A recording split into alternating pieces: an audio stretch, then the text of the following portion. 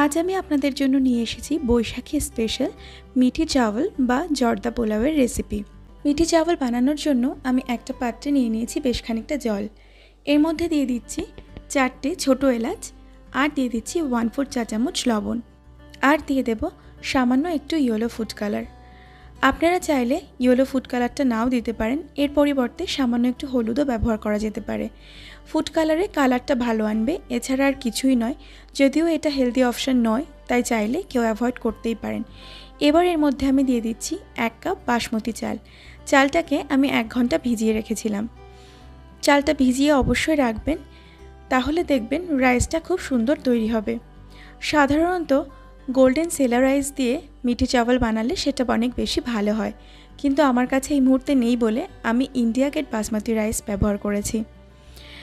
দেখে নিতে হবে চালটাকে একটু চেক করে, চালটা 70 to 75% কুক করে নিতে হবে। তো আমি 75% চালটাকে কুক করে নেব। চালটা আমার রান্না হয়ে গেছে, আমি গ্যাসের ফ্লেমটাকে বন্ধ করে দিয়েছি, আর এবার এটাকে স্ট্রেন করে নেব। আমি একটা কড়াইতে নিয়ে নিচ্ছি 3 টেবিল চামচ মতন ঘি। ঘিটা গাঢ় অবস্থাতে আছে, 3 টেবিল চামচ দিয়েছি, এটা গলে গিয়ে কিন্তু আরও অনেকটা বেড়ে যাবে।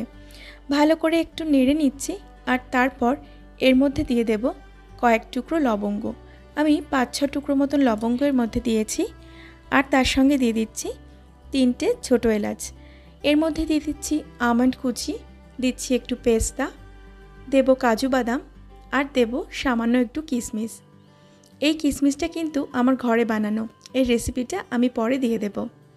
আর দিচ্ছি এই জর্দা পোলাওয়ের মেন ড্রাই ফ্রুটস, মানে যেটা ছাড়া এই পোলাওটা একেবারেই অসম্পূর্ণ, সেটা হলো শুকনো নারকেল। আমি নারকেলটা এরকম সরু সরু করে কেটে 2 দিন রৌদ্রে দিয়ে একটু শুকিয়ে নিয়েছি। খুব ভালো করে ড্রাই ফ্রুটসগুলোকে একটু ভেজে নিতে হবে, আর যতক্ষণ না এটা হালকা ব্রাউন কালার হচ্ছে ততক্ষণ পর্যন্ত কিন্তু ভাজতে হবে। যখন ড্রাই ফ্রুটসটা খুব ভালো করে ভাজা হয়ে যাবে, তখন দেখতে পাবেন এর থেকে খুব সুন্দর একটা গন্ধ বেরোতে শুরু করেছে।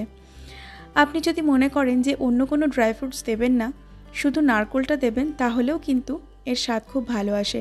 যখন এই নারকেলটা মুখে পড়ে তখন অনবদ্য লাগে খেতে। এখানে ড্রাই ফ্রুটসের কালার দেখুন হালকা হালকা চেঞ্জ হতে শুরু করেছে। এবার এর মধ্যে আমি দিয়ে দেব আগে থেকে রান্না করে জল ঝরিয়ে রাখা রাইসটাকে। খুব হালকা হাতে নাড়াচাড়া করতে হবে, আর একটু ভালো করে মিশিয়ে নিতে হবে। রাইসের দানাগুলো যাতে ভেঙে না যায় সেদিকে একটু খেয়াল রাখতে হবে, কারণ রাইসের দানাগুলো ভেঙে গেলে দেখতে কিন্তু একেবারেই ভালো লাগবে না। আমি একবার নেড়েচেড়ে মিশিয়ে নিয়েছি, আর এবার আমি এর মধ্যে দিয়ে দেব কেশর। আমি 1 চিমটির থেকে একটু বেশি পরিমাণে কেশর ব্যবহার করছি।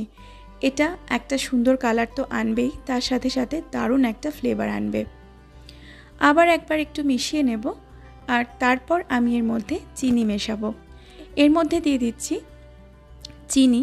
আমি 1 কাপ বাসমতি চাল নিয়েছি, তাই এখানে 1 কাপ পরিমাণ চিনি দিচ্ছি, আর ভালো করে একটু মিশিয়ে নিচ্ছি। হালকা হাতে একটু নেড়েচেড়ে মিশিয়ে নিয়ে এটাকে 4-5 মিনিটের জন্য একটু ঢাকা দিয়ে দেব। চিনিটা খুব ভালো করে গলে যাবে, তবে গ্যাসের ফ্লেমটাকে অবশ্যই লো টু মিডিয়ামের মাঝখানে রাখতে হবে। ঢাকনাটাকে খুলে নিলাম, আর চিনিটা কিন্তু বেশ ভালোভাবে এখানে গলে গেছে, এর থেকে বেশ খানিকটা জল বেরিয়েছে। এবার জর্দা পোলাওটা রান্না হতে ঠিক কতক্ষণ সময় লাগবে সেটা এভাবে বলে বোঝাতে পারবো না। যতক্ষণ না পর্যন্ত চিনির জলটা সম্পূর্ণ শুকিয়ে আসছে, ততক্ষণ পর্যন্ত এটাকে নেড়েচেড়ে রান্না করে নিতে হবে। এবার এর ফ্লেভারটাকে আরও একটু এনহ্যান্স করার জন্য আমি এর মধ্যে দিয়ে দিচ্ছি 1 চা চামচ গোলাপ জল, আর দিয়ে দেব 1/2 চা চামচের থেকে একটু বেশি কেওড়া জল। এবার ভালো করে নেড়েচেড়ে মিশিয়ে নেব, আর চিনির জলটা সম্পূর্ণ শুকিয়ে আসা পর্যন্ত রান্না করে নেব। বিশ্বাস করুন, এটা খেতে অসাধারণ হয়, আর এর ফ্লেভারটা সত্যি একেবারে মন ভুলিয়ে দেবে। তাহলে দেরি না করে একবার বাড়িতে ট্রাই করে ফেলুন, আর আমার এই রেসিপিতে জর্দা পোলাও বানিয়ে আপনাদের কেমন লাগলো সেটা কমেন্টে জানাতে ভুলবেন না। যদি ভালো লাগে তাহলে শেয়ারও করতে পারেন, আর আমার চ্যানেলে নতুন বন্ধু হয়ে থাকলে প্লিজ চ্যানেলটিকে সাবস্ক্রাইব করে দেবেন। আমার সাথে থাকার জন্য অসংখ্য ধন্যবাদ।